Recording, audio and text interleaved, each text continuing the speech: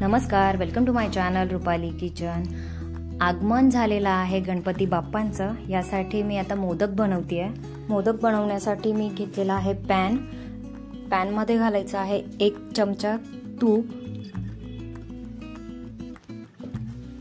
तूप मेल्ट झाल्यानंतर यामध्ये मी काही ड्रायफ्रुट्स ॲड करते आहे। काजू, बदाम आणि पिस्ता मी घेतलेला आहे। तुम्ही तुमच्या आवडीनुसार ड्रायफ्रुट्स घेऊ शकतात।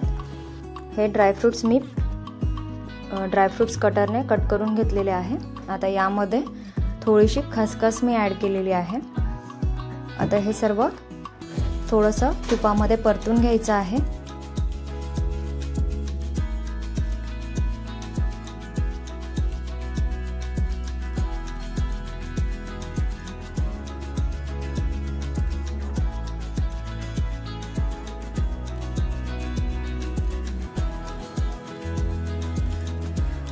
आता हे परतून घेतलेले ड्रायफ्रुट्स काढून घेतले आहे। आता त्याच कढईमध्ये 2 कप गव्हाची कणिक मी घेतलेली आहे। गव्हाच्या कणकेपासूनच मोदक मी तयार करते। तुमच्याकडे कप असेल तर कपने किंवा मग वाटीने सुद्धा मेजरमेंट तुम्ही सर्व घेऊ शकता। 2 कप मी गव्हाची कणिक घेतलेली आहे, गव्हाचं पीठ। आता हे मंद आचेवर भाजून घ्यायचं आहे।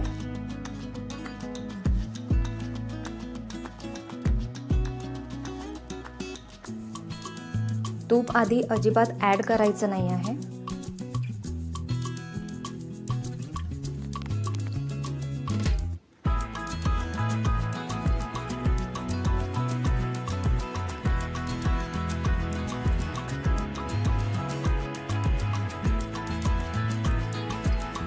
पिठाला थोडा ब्राऊन कलर आलेला आहे आणि स्मेल सुद्धा खूप छान येतो पीठ भाजत असताना।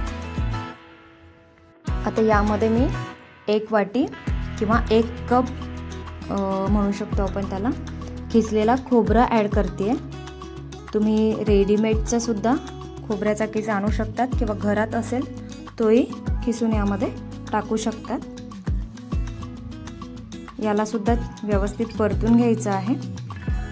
परतून झाल्यानंतर यामध्ये 3 ते 4 चमचे मी तूप घालते।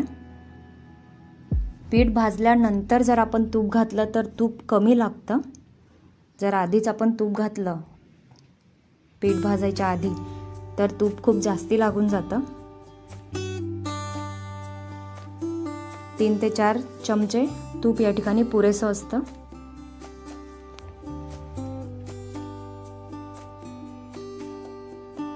आता तूप ॲड केल्यानंतर याला छान परतून घ्यायचं आहे।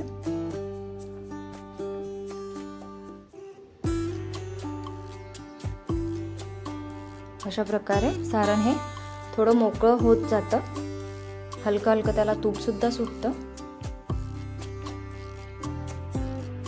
आता यामध्ये मी ॲड केली आहे वेलची पूड।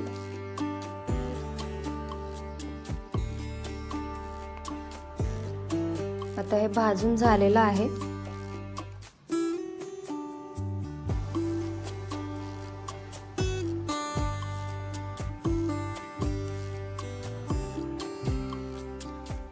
याला काढून घेतलंय मी, आता एका ताटामध्ये काढून घेतलं आहे।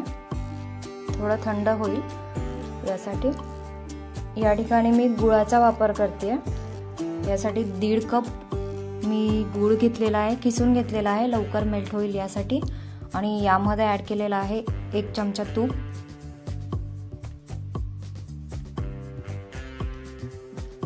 आता 3 चमचे पाणी ॲड करायचं आहे।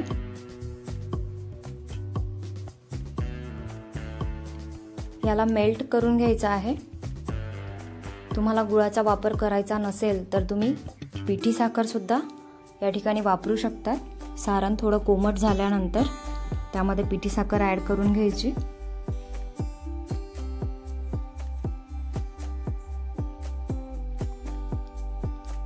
गूळ आणि गव्हाच्या पिठामुळे मोदक खूप पौष्टिक आहेत, लहान मुलं केव्हाही खाऊ शकतात। जर तुम्हाला याचे मोदक बनवायचे नसतील तर तुम्ही याचे लाडू सुद्धा बनवून ठेवू शकतात, बराच दिवस टिकतात। आता गूळ मेल्ट झालेला आहे। गुळाला एक छोटीशी उकळी आणून घ्यायची आहे। उकळी आल्यानंतर जे पीठ आपण भाजून ठेवलेलं होतं सारण ते यामध्ये घालायचं आहे आणि याला परतून घ्यायचं आहे। गॅस मी बंद करून घेतला होता थोडा वेळासाठी, पुन्हा गॅस चालू करून मंद आचेवरच याला थोडा वेळ होऊ द्यायचा आहे।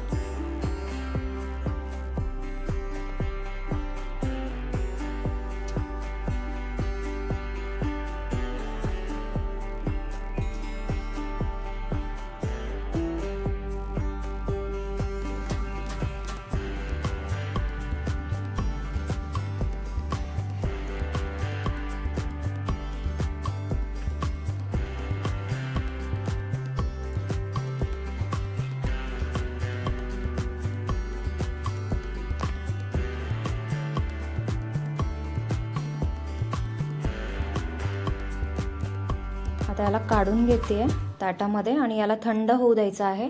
थंड झाल्यानंतर ते थोडं मोकळं होतं, त्यामध्ये मी जे तुपामध्ये रोस्ट केलेले होते ड्रायफ्रुट्स ते ॲड करते आणि यांना आता मिक्स करून घेते हातानेच।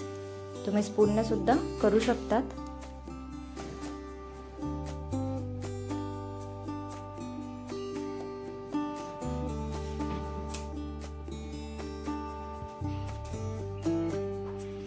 अशा प्रकारे जर तुम्हाला हे सारण जास्तच ड्राय वाटत असेल तर तुम्ही यामध्ये थोडासा दुधाचा वापर सुद्धा करू शकता। अशा प्रकारे याचा गोळा तयार झाला म्हणजे आपले मोदक परफेक्ट होतात।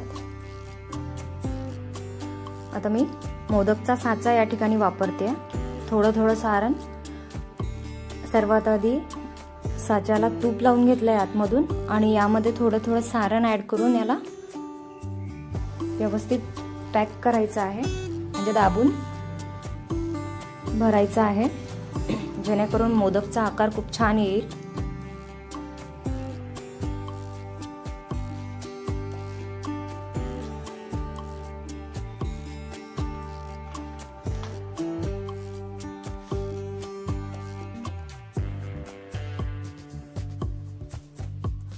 अशा प्रकारे खूप छान सुंदर मोदक तयार झालेला आहे। नक्की ट्राय करा, खूप छान आणि पौष्टिक मोदक बनून तयार होतं। गणपती बाप्पाला नक्की आवडतील मोदक। तुम्हाला रेसिपी आवडली असेल तर चॅनलला सबस्क्राइब करा, लाईक करा आणि शेअर सुद्धा करा। मोदक कसे वाटले कमेंटमध्ये सुद्धा सांगा।